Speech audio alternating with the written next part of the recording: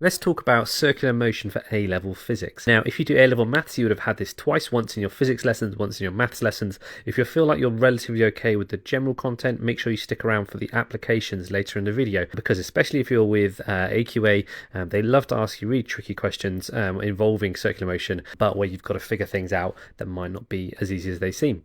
So uniform circular motion, we are talking about a constant speed. Now, the speed as an object goes round in a circle is obviously different to its velocity. Its velocity is changing direction, but to work out its speed, we do distance over time. Now, in this case, for one whole circle, the circumference 2 pi r is the total distance covered divided by t, capital T, the time for one whole rotation. So v here is linear velocity. Definitely make sure you know the difference between that and angular velocity. Linear velocity is in meters per second. So to work out angular velocity, instead of displacement or distance over time, we do angular displacement in radians divided by time. So in that case, we can look at the total of a circle. So the number of radians in a full circle is 2 pi. So for one full rotation, we do 2 pi divided by the time taken for one rotation, or the time period. Now, instead of this, we could then write, because frequency is 1 over time period, we could also write 2 pi f. Both of them are equally valid, and that makes our units for angular velocity radians per second, or rad s to the minus 1. So make sure you're clear with those key terms, otherwise when you get to them with certain questions on circular motion, you will come unstuck quite quickly. Now, please make sure you put your calculator in radians mode for any questions to do with this. These equations only work if you have got your calculator in radians mode. As a recap, 1 radian is the angle swept through when the arc of an object travelling in a circular motion is equal to its radius. So when s in this diagram is equal to r. Now, to convert between them, we need to do degrees to radians. We need to divide by 360 times by 2 pi, or just learn this conversion here, and you flip the fraction to convert from radians to degrees. So these equations here can sort of be linked together to find an expression for linear and angular velocity. So we see here linear velocity is 2 pi r over t, angular is just 2 pi over t. That means we can say linear velocity is equal to angular velocity omega times by r. So if you ever want to convert from one to another, then you just multiply or divide by r depending on which thing you're trying to convert from and to. Let's look next at centripetal acceleration. So if I've got an object going in a circle, let's say a car going round a roundabout or doing donuts in a car park somewhere, it's going to go in a circle. There's going to be an acceleration. That's because even though if it's going at a constant speed, the velocity is changing because the direction is changing. As velocity is a vector, acceleration is change in velocity divided by change in time. There must be an acceleration occurring. Now that acceleration is directed towards the center of the circle, meaning that it's constantly accelerating towards the center, and that's basically anything you see the word centripetal from, it always means sort of towards the center, or something going in a circle, something towards the center. To calculate the centripetal acceleration, the equation is acceleration equals velocity squared divided by r. Now, using our expression from earlier, we could put in omega r instead of v and come up with our expression for a in terms of omega equals omega squared times by r. Now, we're going to derive this equation next. We'll look at the proof for it. You'll find it in all textbooks. It specifically says that it's not on the AQA specification. I think it's quite useful sort of derivation as well, and it's on EdXL and OCR, so we're going to go through it briefly. So let's consider 2 points A and B. Now, as I mentioned earlier, the velocity of the particle or whatever the object is at A, the linear velocity is going to be tangential to the circle, and the same thing at B, but obviously they're pointing in slightly different directions. So what we can do is kind of start to consider a very short amount of time, so dt or delta t. Now, in a very short amount of time, we can basically look at the triangles we've got here and sort of come up with a relationship between them. So the distance from A to B, we're going to term as ds, or that very short amount of distance that's travelled, and that's going to be equal to the velocity times by dt. Next, we're going to make a vector triangle out of our two velocities here.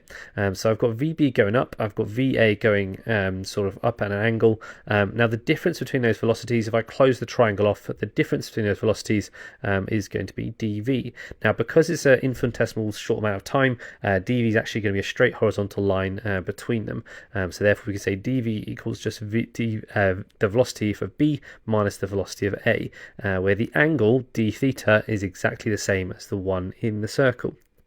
So because of same triangles or similar triangles for very small values of d theta, we've now got two expressions. As the first one was that d theta equals dv, the change in velocity divided by the initial velocity, and expression 2, which is ds, so s is the distance gone through, divided by r. So if you sort of look at that as a right angle triangle, you can consider the angle, find the angle by doing the opposite over the adjacent. Now, with those two expressions being true, we can then equate them. So dv over v equals ds over r. Now, let's then do a bit of rearranging and substituting. We said ds equals v times dt, and I can put dt at the bottom of this expression down here. Gives me dv over dt, which is the same thing as acceleration. On the right-hand side, I've now got v times by v over r, leaving me with acceleration equals v squared over r. Okay, right, back to us AQA people. Centripetal force is the term you might be more familiar with this topic. Now, once we know an acceleration, we're basically just going to use F equals ma to find the expression for centripetal force. Now, if acceleration is towards the centre, the same thing must apply about the force. There must be a force acting towards the centre of the circle as well. There's loads of different examples of this. We've got my car sort of doing donuts, going around in circles. That's going to be kept in the circle. The force towards the centre is going to be by friction. We've got planets orbiting the sun, kept in their orbits by gravity. And you've got a plane that's going around a circle. That's air resistance allows it to do that, pointing in the circle, and so forth. You can even have like just people twirling something around their head. That would be tension that keeps them the object in a circle and stops it from flying off. So using F equals ma, I can just sub in our equation for acceleration, v squared over r, and come up with F equals mv squared over r, or m equals omega, the angular speed, squared times by r. So that means that if I've got higher mass, I've got higher force. If I've got higher radius, I've got a lower force. If I've got higher velocity, that means the force increases as well. Okay, so now on to those all-important applications. Can you apply these laws in different situations to calculate something? So our first situation doesn't appear to be circular motion initially, because I've got a car going over a hill or like a small bridge, something like that. However, if I could consider the forces on the car, we can use centripetal motion, centripetal force to work something out with it. So the idea is that for this bridge or for this hill, because it's a curve, we can sort of consider it as a full circle with a radius, meaning that we can sort of consider the centripetal force on this car as acting towards the centre, which here would be downwards. Now I've got weight going downwards, I've got reaction force going upwards. Both of those we have to express together to equal mv squared over r. Now here it's going to be mg minus r, because mg is already pointing towards the centre, r is pointing the other way. Now, second situation we're going to have a look at is like a stunt motorbike or a roller coaster, something like that, that's going in a sort of loop-de-loop, so going up and around in a circle. So at the top of the loop, that motorbike, we've got mg going downwards again, but the reaction force the motorcyclist experiences from the top of the loop is also going down. So in that case, because both these forces are going down, we're going to have the expression mg plus r equals mv squared over little r, the radius of the circle. In our next example, we're going to look at a situation where you experience forces at the top and at the bottom of a circle. This would be like a big wheel or like a roller coaster type ride, where you're sort of flung around in, like a loop-de-loops type scenario.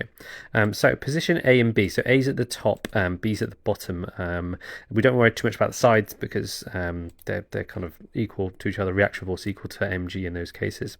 So at A, we've got the same situation as the motorbike, and we've got mg plus r equals mv squared over r. At the bottom, I've got r goes towards the centre, the weight is pulling downwards, so this would mean r minus mg equals mv squared over r. Now questions could ask you, or where might a person feel heaviest or experience the highest apparent weight? Now in this case, what they're asking you to do is to figure out which place would have the highest R, or the reaction force. Now for our example here, at the top, if I rearrange the expression for R, I'm going to have mv squared over R minus mg, and at the bottom, if I rearrange for R, I'm going to have mv squared over R plus mg. So no matter what those values are, the term at the bottom is always going to be bigger than the term at the top. So where the person feels lightest, the reaction force is always going to be lowest at the top of this ride. Now, going back to our car going over a hill, I'll give you an example of something else you can be asked to figure out from a situation like this. You could be asked to work out what might be the minimum speed before a car lifts off the ground or sort of leaves the bridge. So in this case, you've got to figure out, well, if it's leaving the bridge or leaving the surface of the road, that means r is equal to 0 at that point, at that instant. Now, this makes our equation a little bit easier to deal with. I've just got mg equals mv squared over r. Cancelling the m's, I can substitute, I can rearrange for v, and v equals big square root g 9.81 times by r, the radius of the hill if it was part of a bigger circle. So I can work that out, work out the minimum speed. I could do that with any situation. I could do it with a motorcyclist at the top of the ride, anything like that. The minimum speed is always an r equals 0. Now, one of the hardest examples and a derivation that you could be asked to do, it did come up in a paper, past paper, I think 3 or 4 years ago, is to look at like a banked track. Now, the situation here is a car, just like in NASCAR or something like that, is going around a circular track, but it's banked. It's not flat, horizontal. It's kind of lifts up a little bit. So in this example, for my diagram, the car's going round and round, but the car in my diagram is sort of coming out of the page, sort of towards you on that bank. So labelling the forces, we've got mg going downwards, and I've got r, the reaction force is not going up, it's going perpendicular to the slope. So because it's banked, it's at a slight angle. And the centre of the race, or the centre of the track, in this case, is towards the right. So we have to be mindful of what centripetal forces might be acting there. Now, some questions could ask you sort of to express in words, well, why is it maybe you need less grippy tyres, or you don't need as much friction to keep the car in a circle? Well, in that case, that's because there's a horizontal component of R that is in the direction of the centre of the circle. So that means R is at an angle, but there will be a component of it that goes horizontally to the right and a component that goes upwards. So therefore, we need less friction overall to be able to keep it going in a circle. So if I replace that overall expression for r, we could do it at the wheels. We could have r1 and r2 both pointing perpendicularly to the slope in this case here. And I'm going to redraw those as slightly easier to understand triangles that aren't so messy, where theta is the same angle as the slope makes with the horizontal. So if I've got r1 there, I've got theta here, we can come up with expressions vertically and horizontally for r. So vertically, I've got the adjacent side, so that's going to be r1 cos theta, and horizontally, in this case, I've got r2 sine theta. So the r1 cos theta is acting in the opposite to the direction of the weight, and r1 sine theta is acting in the direction of the centripetal force. So we can basically do a couple of little neat equations here and come up with a simplified expression for speed and the speed needed for the car to travel at. So if I've got r1 plus r2 sine theta, that equals mv squared over r. So that's in resolving horizontally. If I've got r1 plus r2 cos theta, and that's vertically, that balances out the weight, or mg. Now, those two expressions can simplify down if we divide them a little bit. So I'm going to divide expression 1, so the one with sine it, divide by expression 2, and we got the r1 plus r2 is going to cancel, that should be obvious. Sine theta over cos theta, that's going to become tan theta. And the right hand side, I'll write it all out, but hopefully we should be able to spot that the masses are going to cancel as well. So we're going to have tan theta equals v squared over r divided by g, so v squared over rg. So if I want to work out the angle, and if I knew the speed and the radius of orbit of the circle, I could sort of work that out easily, or work out the speed if I knew the angle and the radius of orbit of the circle. And that's circular motion. If you found that really helpful, please give it a like. I'll try and do some more A-level videos right up to your paper 1 exam.